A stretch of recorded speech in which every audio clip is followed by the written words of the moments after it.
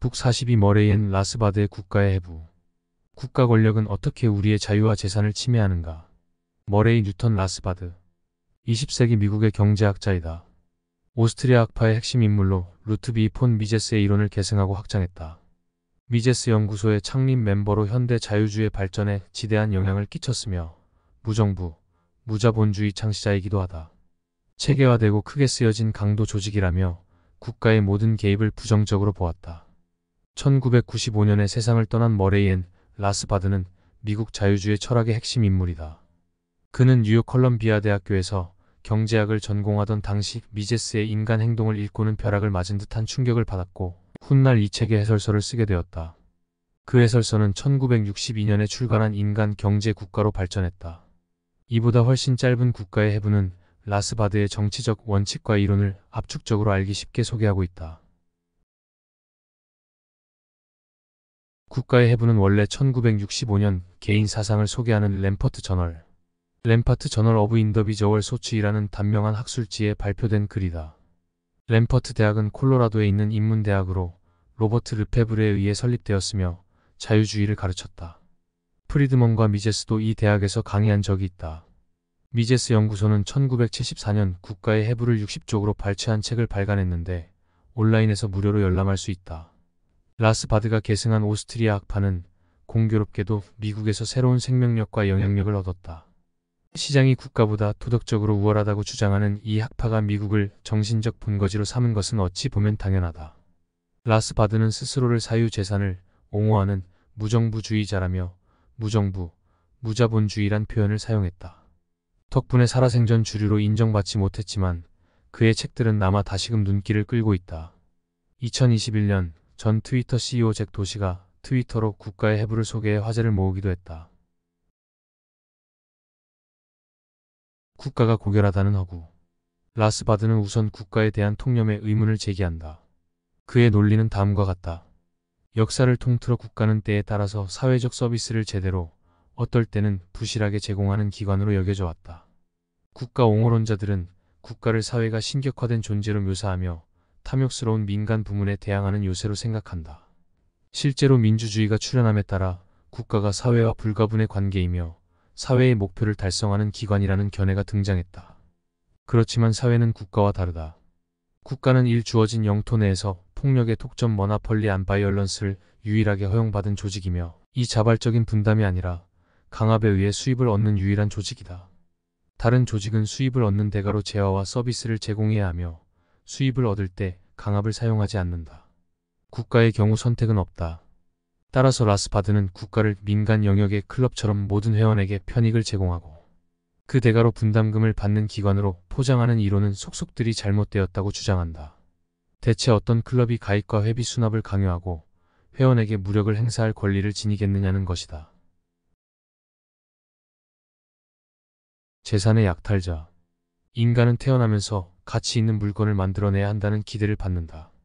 인간은 자신이 만들어낸 것을 팔아 자신에게 필요한 것을 산다. 가치 있는 물건은 인간의 재산이 되므로 재산권과 자유교환 시장은 인류 발전에 기본적으로 필요한 요소다. 이처럼 생산을 통해 평화롭게 번영을 얻는 방법은 다른 사람의 재산을 무력으로 빼앗는 방법과 대비된다. 약탈은 무엇인가를 구상하고 만드는 것보다 쉽다. 국가는 폭력을 독점하고 있기에 프랑스의 경제학자 바스티아가 말한 법적 약탈 리걸 플런더이 가능하다. 결과적으로 시민의 입장에서는 더 큰 생산성을 발휘하여 부를 축적하겠다는 의욕이 꺾인다. 라스바드에 따르면 국가는 사유재산의 약탈을 위해 합법적이고 질서정연하며 체계적인 통로를 제공한다. 그는 초기 자유주의 사상가 엘버트 제이 노크의 말대로 국가는 살인범을 처벌하면서도 스스로 전쟁을 통해 대량 살상을 저지른다고 지적한다. 국가는 도둑을 처벌하지만 국가 시스템은 조세를 통한 합법적인 도둑질을 기반으로 한다. 라스바드에 따르면 생산은 약탈에 선행하게 마련이므로 자유시장이 국가보다 먼저 발생한다. 국가가 사회계약에 의해 형성된 적은 없다. 국가는 항상 정복과 착취를 통해 탄생한다. 라스바드는 프랑스의 정치철학자 베르트랑 드 주브넬의 명저 권력론 안파워를 인용한다. 이 책은 국가가 시대를 거쳐 권력을 확대하고 놀랄만한 성과를 거두는 과정을 추적했다. 주브넬은 민주주의가 정부의 권력을 제한하는 일에 실패했다면서 국가는 본질적으로 산적 집단이고 작고 이질적인 사회에 잠입해 이루어낸 성공의 결과물이라고 말한다. 정부는 단순히 정복과 약탈을 일삼기보다 사람들이 계속 자기들의 생산활동을 유지하는 한편 정부에 주기적으로 넉넉한 공물을 바치게 만들면 약탈의 기간을 연장할 수 있다는 사실을 깨달았을 때 발전했다. 국가와 지식인. 국가가 생존하려면 적극적이든 소극적이든 국민의 지지를 확보해야 한다. 국가는 무력을 행사해 생존할 수도 있지만 장기간 존속하기 위해서는 이념에 통달해야 한다. 관료계층에 일자리를 주거나 협조적인 귀족에게 자리를 내릴 수도 있지만 그럴 수 있는 사람들은 소수에 불과하다. 국가가 오랫동안 존속하려면 대다수 국민이 국가의 가치를 인정해야 한다. 국가가 그들의 이익을 위해 존재하며 정의며 현명한 통치 같은 미덕을 상징한다는 점을 받아들여야 하는 것이다. 그 정도까지는 아니더라도 최소한 정부가 불가피한 존재이므로 굳이 정부에 반대할 것까지는 없다고 생각해야 한다. 국가는 전반적인 체념의 환경을 조성함으로써 권력을 보호해왔다. 라스바드는 국가가 이렇게 이념적인 믿음을 얻기 위해서는 지식인에게 의존해야 한다고 주장한다. 지식인은 여론 형성을 통해 일반 국민의 생각에 영향을 준다. 지식인과 국가의 결탁은 플라톤 시대로 거슬러 올라갈 정도로 오랜 역사를 지닌다. 플라톤은 이상적인 공화국을 위해 사심없이 일하는 사회 계층을 그려냈다. 그렇다면 지식인이 국가를 돕는 이유는 무엇일까? 국가가 제공하는 정부 부처나 산하 기관의 일자리를 통해 소득을 얻을 수 있기 때문이다. 그러한 소득이나 명예를 포기할 만큼 독립성이 투철한 지식인은 드물었다는 것이 라스바드의 생각이다. 라스바드가 꼽은 현대의 어용 지식인 코트 인털렉추얼로는 케인스 학파를 신봉하는 중앙은행 총재, IMF 경제학자, 정치참모, 관료, 국립대학의 학자, 국립예술단체에 속한 시인, 음악가, 미술가, 국가기관에 소속된 군사전략가 및 과학 전문가, 국가공인 역사학자 등이 있다. 국가가 존재하지 않으면 악행이 난무할 것이라고 주장하는 세력도 있다. 역사적으로 교회와 국가의 결탁은 사회 정령적 무질서를 예방하는 수단이 되어왔다. 왕은 신과 동일시되었고 사제는 이러한 신격화를 유지하는 과제를 수행했다. 그 덕분에 왕은 정치적인 지지도를 굳힐 수 있었다. 그러고 나면 지식인들이 다른 통치체제에 대한 공포심을 대중에게 주입한다. 오늘날에는 중앙은행 체제, 폭지주의, 과중한 조세 등을 주장하는 주류 경제학자들을 들 수 있다.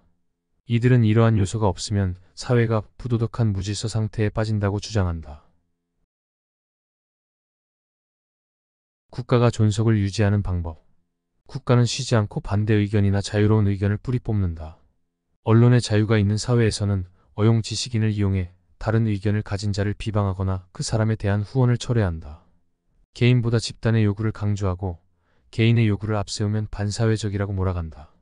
이외에도 국가는 존속을 위해 다음과 같은 방법을 사용한다. 국가의 이념이나 선전을 폭로할 위험이 있는 이론이나 역사 다시 쓰기 등의 작업을 음모론으로 몰아간다. 국가의 실패를 사회적 세력이나 세계 경제의 탓으로 돌린다. 국민의 죄책감을 유발한다. 개인의 탐욕, 기업의 과도한 이윤, 최고 경영자의 착취를 비판한다. 모두 민간 부문의 부를 국가로 이전해야 한다는 발상에서 나온 발언이다.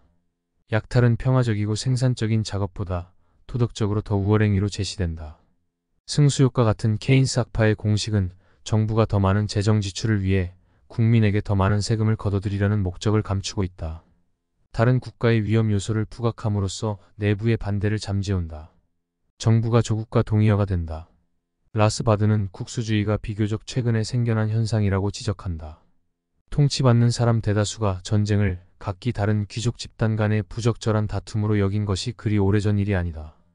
실제로 영국의 역사학자 올랜도 파이지스는 인간의 비극 러시아 혁명 피펄즈 트레저디 더 러션 레볼루션 1891년에서 1924에서 러시아 농민들이 자국 황제와 유럽의 전쟁에 전혀 관심이 없었으며 권력을 유지하려던 볼셰비키 공산당 정부의 군사적 목표에 뚜렷하게 동조하거나 공감하지 않았다고 주장한다.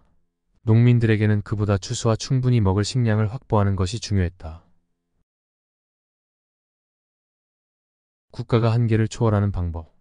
군주가 신으로부터 절대적인 권한을 받았다는 왕권 신수설은 군주가 보편적이고 도덕적인 법에 따라 행동해야 한다는 인식을 바탕으로 한다. 하지만 왕들은 누구의 간섭도 받지 않는 통치를 정당화하는 수단으로 사용했다. 의회민주주의와 헌법주의는 이러한 군주의 절대 권력을 견제할 의도로 도입되었다. 그러나 의회 자체가 절대 권력을 갖게 되었다. 오늘날의 민주주의 정부는 선출된 즉시 어마어마한 행정 권력을 얻는다. 미국의 정부 체계는 무한한 행정 권력을 다각도로 견제할 목적으로 설계되었다. 그러나 헌법과 권리장전이 국가를 상대로 보호해줄 수 있는 개인의 권리는 일부에 불과하다. 선출직이 아닌 대법관들이 법률 문제에 대한 최종 결정권을 지니기는 하지만 이들은 그 누구에게도 책임을 질 의무가 없다. 정부의 통제를 받는 중앙은행도 국민의 삶과 생계에 막강한 영향력을 휘두르지만 그러한 행동에 대해 책임을 질 필요가 없다. 라스바드는 산업 국유화와 소득세 징수가 실질적으로 헨리 8세의 수도원 몰수나 다를 바가 없다고 주장한다. 국가의 속성은 세력권을 확장하여 더 많은 자원과 권한을 얻고자 하는 것이라고 말한다. 국가는 정해진 한계를 벗어나 세력권을 확장하는 일에 어김없이 비범한 재능을 보여왔다. 이를 위해 국가는 개인이 축적한 부를 손에 넣을 방법을 끊임없이 모색해야 한다.